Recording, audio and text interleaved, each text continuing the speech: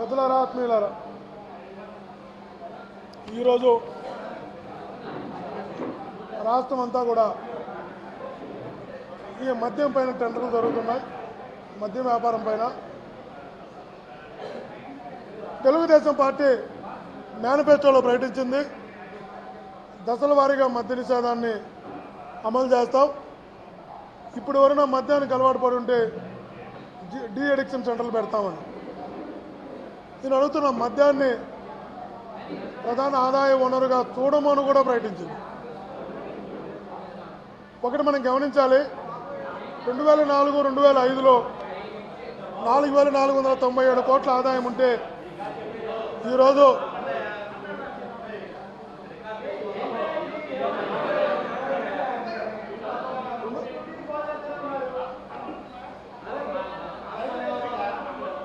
4,497 కోట్ల ఆదాయం ఉంటే 2004-2005లో 4,497 కోట్ల ఆదాయం ఉంటే ఈరోజు 12,000 కోట్ల ఆదాయంకి ఈ ప్రభుత్వం మద్యాన్ని తీసుకెళ్ళింది. ఇదేనా దశల వారీ ఆదాయము, దశల వారీ నిషేధం అని అడుగుతున్నాం. ఇంకోటి అడుగుతున్నాం, ఈరోజు ఎంఆర్పి రేట్ల కన్నా ఎక్కువ రేట్లు అమ్మడం వల్ల సంవత్సరానికి 10,000 కోట్ల అదనపు ఆదాయం ఈ ప్రభుత్వానికి వస్తుంది. ఆ విధంగా ఈ ప్రభుత్వం ముందుకు పోతుందని సోము వీర్రాజు గారు ప్రకటన చేయడం జరిగింది. 10,000 కోట్ల ఆదాయము ఎంఆర్పి రేట్ల కన్నా ఎక్కువ అమ్మడం వల్ల ఈ ప్రభుత్వం ఆదాయాన్ని చేస్తుందండి.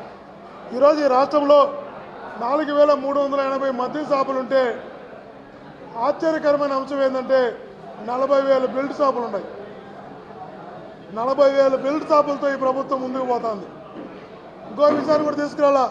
ఇప్పుడు మనకి ఎయిర్పోర్ట్కి వెళ్ళినప్పుడు, బస్టాండ్కి వెళ్ళినప్పుడు రెడీ టు డ్రింక్ అంటాం. రెడీ టు డ్రింక్ అంటే మనకు కోక్ కావాలా, పెప్సీ కావాలా, వాటర్ కావాలా, బటన్ నొక్కి 20 రూపాయలు 70 రూపాయలు పెడితే మనకు వచ్చేస్తుంది. ఇప్పుడు రెడీ టు లిక్కర్ అని కొత్తగా ప్రవేశపెట్టబోతున్నారు. బటన్ నొక్కితే నీకు మద్య షాపుకు పోయే పని కూడా లేదు. ఆ ప్రకారం తీసుకొచ్చే కొత్త ప్రయోగాన్ని కూడా ఈ ప్రభుత్వం రియల్గా కూడా చేయబోతుంది. ఆ విషయాన్ని కూడా మీ ద్వారా తెలియజేసుకుంటున్నా. అంతేకాకుండా ఈరోజు తిరుపతి లాంటి పుణ్యక్షేత్రంలోనే వీధిలో కూడా ఇంట్లో కూడా ఈ బెల్ట్ షాపులు పెట్టి అమ్ముతున్నారని సాక్షాత్తు తెలుగుదేశం పార్టీ మహిళలే కలెక్టర్కి ఫిర్యాదు చేయడం జరిగింది. ఆ విధంగా ఈ ప్రభుత్వం ముందుకు పోతుంది. ఈ మధ్య ఒక సర్వే చేసినప్పుడు